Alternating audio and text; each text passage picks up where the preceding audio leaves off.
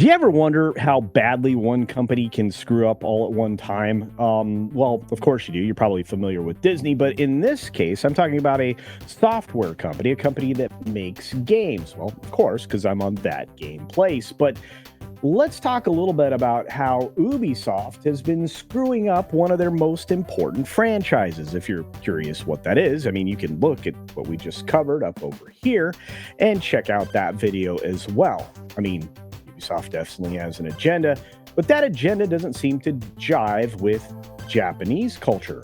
And guess what? They're taking a stand. So let's cover that on That Game Place. Hi, folks. Coach Casino here with my friend Marvin, the movie monster. Marvin, how are you doing, my samurai friend?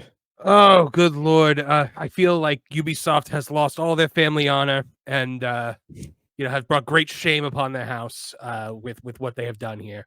I've been an Assassin's Creed fan since Assassin's Creed 1. And I started with the first one. And then the second they announced Assassin's Creed 2 and said that it was going to be in Renaissance, Italy, my first thing that I said was, oh, man, how cool would it be when they go to Japan? When they do an Assassin's Creed in feudal Japan. So I've been waiting for this game for forever. And then they did what they did. And oh man, was I disappointed. Oh boy, they did what they did. So much so and so poorly that, look, Japanese gamers are having their own revolt. It looks like they're launching a petition to cancel Ubisoft's upcoming Assassin's Creed Shadows game. And this is a serious insult to Japanese culture and history. And you know what? I can't blame them, and I can't say they're wrong. So let's jump into this amazing story at That Park Place from, of course, the writer and chief editor, or editor in chief, I guess, John F. Trent. So we got Japanese gamers launching a petition to have Ubisoft cancel their upcoming Assassin's Creed Shadows game, which honestly has been in development for quite some time. So that would be quite a sacrifice of money.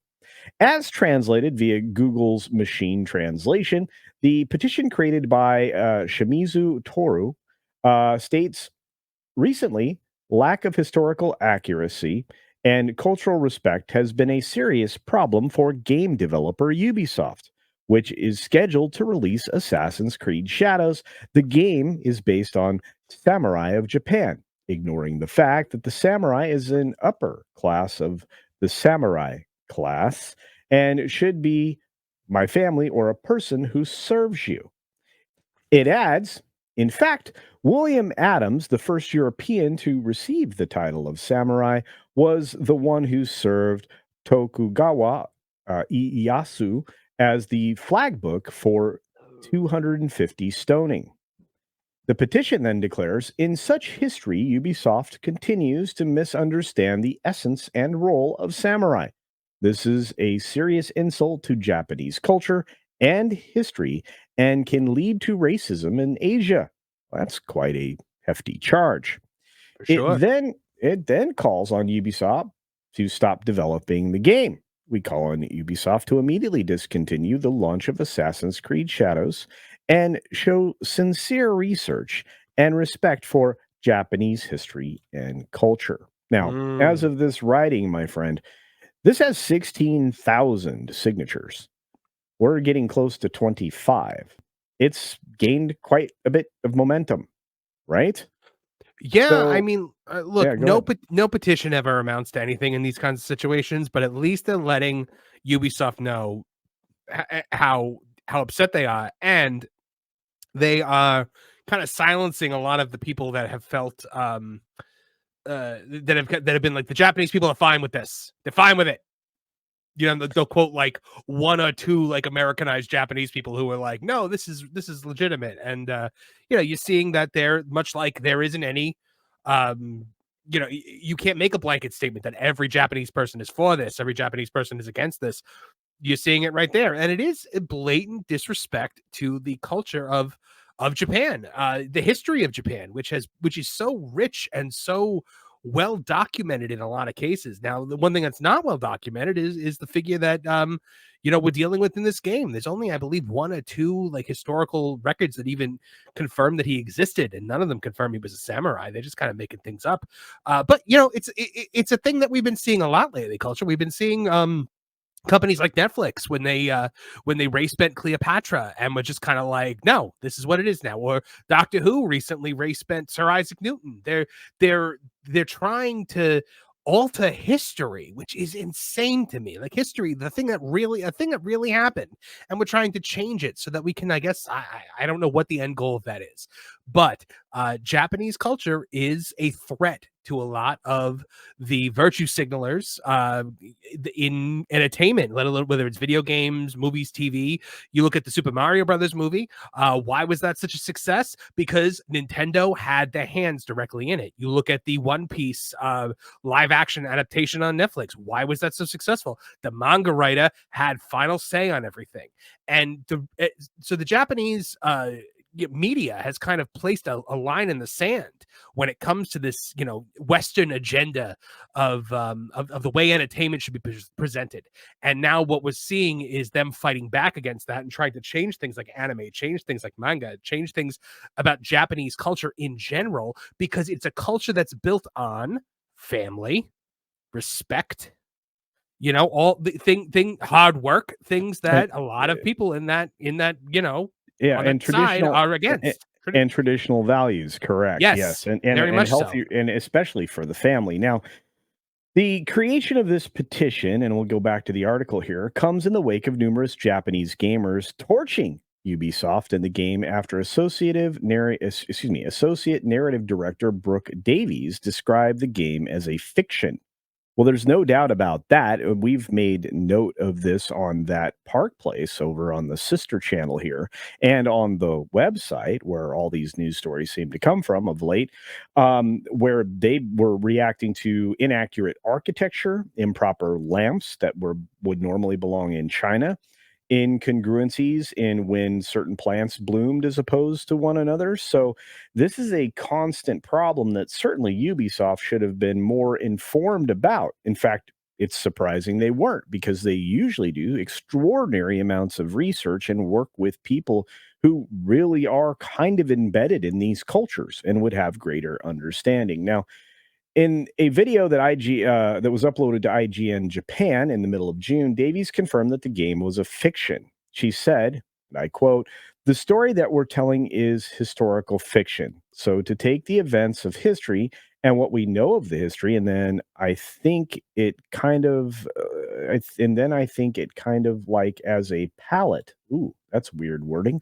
Then the story that we write based on those events and what is known needs to fit within that palette. So we can't bring stuff from the outside of this.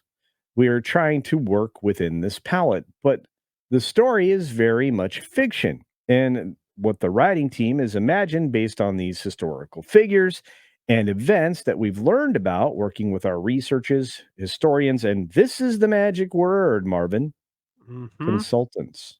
Now, you know what? All Assassin's Creed games are fiction, obviously. Sure, sure. But here's the thing. They don't star actual historical figures.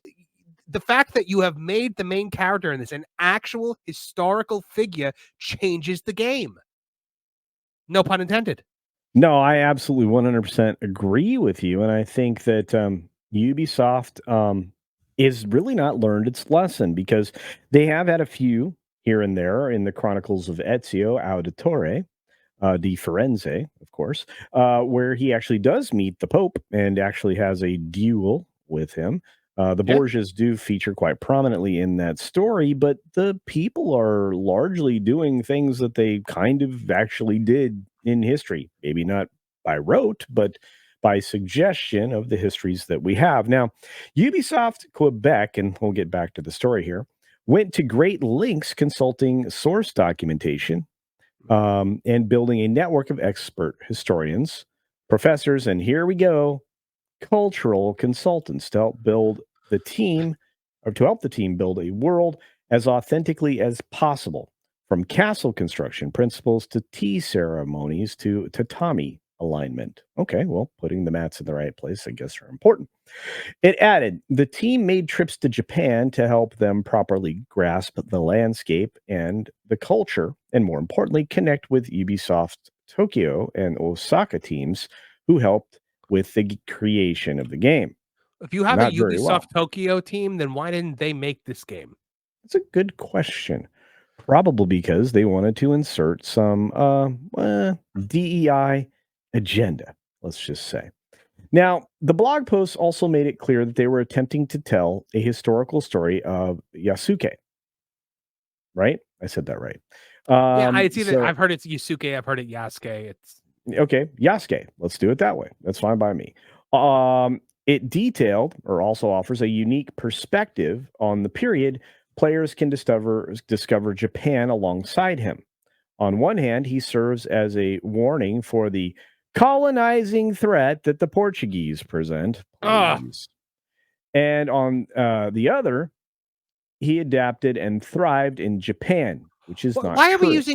using Japan as a colonization story where I don't believe anyone has ever other than no, I don't believe anyone has ever Be- colonized Japan. because this person would never have existed in that time or place without the Portuguese.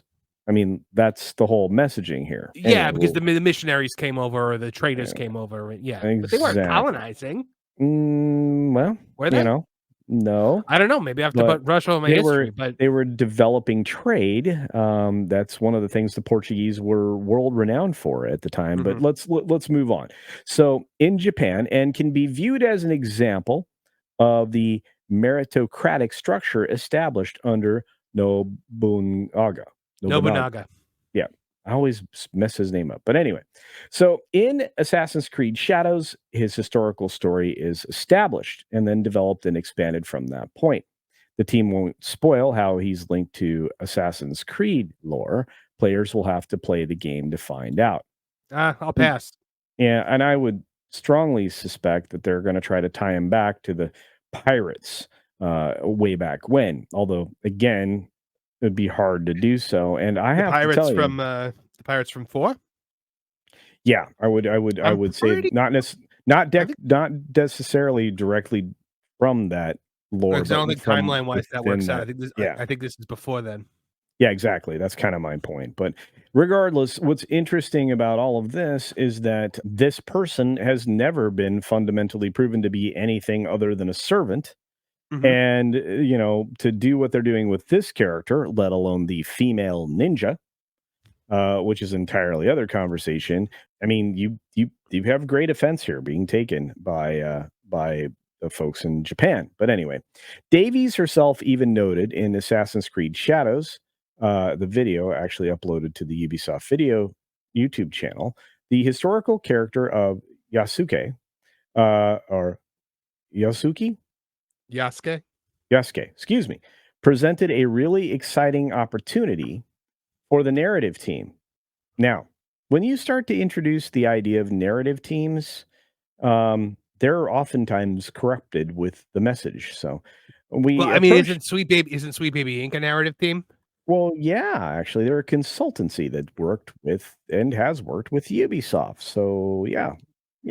I wonder if, well, I'm pretty sure this had them tied to it, almost guaranteed. In fact, I think we may have talked about it in the video that's right up there. So go check Oh, that maybe out. people should check that out. That's right. But we approached it the same way that so much of the work is done in Assassin's Creed, which is really in terms of research and history first. Then she admitted not a lot is known about him, but what we did know, or what we did know, is that he arrived in Japan in 1579, right when our game starts, and that he had relationships with some of the most interesting people in our setting. Of course, the only one that's really important is Oda Nobunaga. Right. Uh, the Portuguese, of course, who brought him there, and the Jesuits, who were, again, missionaries, which made it very sort of tantalizing and enticing from a narrative perspective to come in and start weaving these facts with story in between. You know Oof. what I immediately think of when I think about this is, have you ever seen is an anime called Rurouni Kenshin? Some people call it Samurai X. It is a it takes place in historical feudal Japan, and it is in the aftermath of the Boshin War, which starts off the Meiji era. So you're using actual Japanese history and inserting a fictional character in there as a way to kind of introduce people to it. So, Huh? Yeah. but you're Well, using a fictional character. You're not using a real character that you're then editorializing and changing up. Well, I can tell you that the Japanese players, obviously the people that are angry, expressed their displeasure to Davies' more recent comments in the comment section of the IGN Japan videos. One wrote, "We fabricated a blank space in history." The old lady in the thumbnail used the word historical a lot in an interview with IGN last month and claimed The it was old based lady. yeah, nice, huh?